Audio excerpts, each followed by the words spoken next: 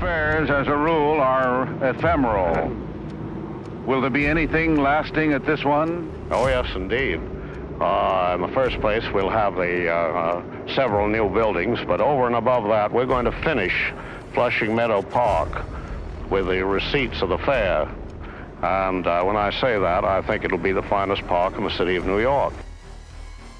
This will be a great park, the park.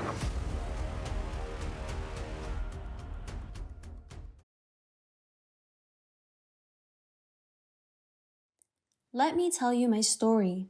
I was born in 1851 in London under the shimmering glass roof of the Crystal Palace. Back then, I was a celebration of industry and invention, a grand stage where humanity's brightest ideas came to life. 6 million people came to see me, marveling at the mechanized looms, early photography, and precision machinery. I was proof of the Industrial Revolution's power, and nations used me to flaunt their dominance, progress, and ambition.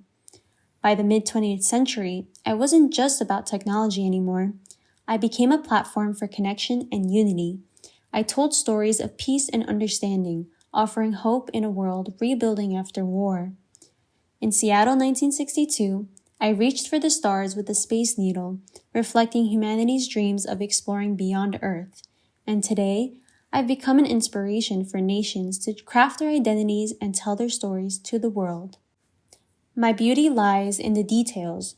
Each nation brings me to life with its traditions, art, and creativity. I've seen cultures displayed through music, cuisine, and even architecture. The Eiffel Tower, my gift from 1889 Paris, was once called an eyesore, but now it's one of the most cherished icons in the world. In Dubai's Expo 2020, I embraced sustainability with pavilions that balance innovation and environmental responsibility. However, I've made mistakes too. I've hosted colonial narratives with displays that exploited people and their culture. Over time, I've learned to celebrate diversity and spark collaboration. Still, every version of me holds a reflection of the time I existed in, for better or worse. In 1964, I came to life in Flushing Meadows, Queens, fueled by the grand vision of Robert Moses, a master planner and political force. Moses saw me not just as a celebration of innovation, but as an opportunity to reshape the city itself. He wanted to transform the marshy grounds of Flushing Meadows, originally built for the 1939 World's Fair, into a vibrant park that would serve the people of New York long after my tents were taken down. But Moses wasn't one to play by the rules. The Bureau of International Expositions governs world fairs. Their rules were clear.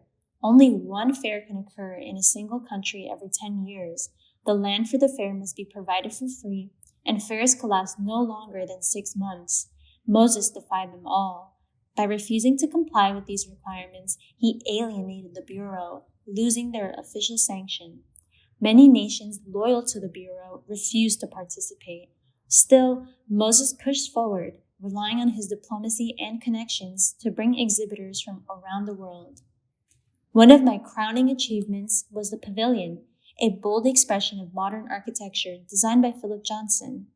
Nelson Rockefeller, then governor of New York, demanded that the Pavilion embody the strength, progress, and sophistication of New York City.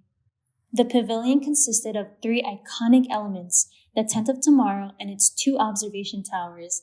Its vibrant colors and use of experimental materials made it a standout symbol of the international style, a statement about New York's cultural and architectural dominance. The space wasn't just visually stunning, it was inclusive. The Pavilion offered a communal experience where visitors from all walks of life could gather, marvel at the exhibits, and enjoy a sense of belonging. But my story in New York didn't end with triumph. By the 1970s, my grounds, including the iconic New York State Pavilion, fell into neglect. Lack of funding and a clear vision for my future meant maintenance became a monumental challenge. What was once a symbol of progress became a stark reminder of what happens when vision fades. While other world fairs left icons like the Eiffel Tower, my story in New York is one of lost potential, a reminder that progress isn't just about building, but preserving what we create.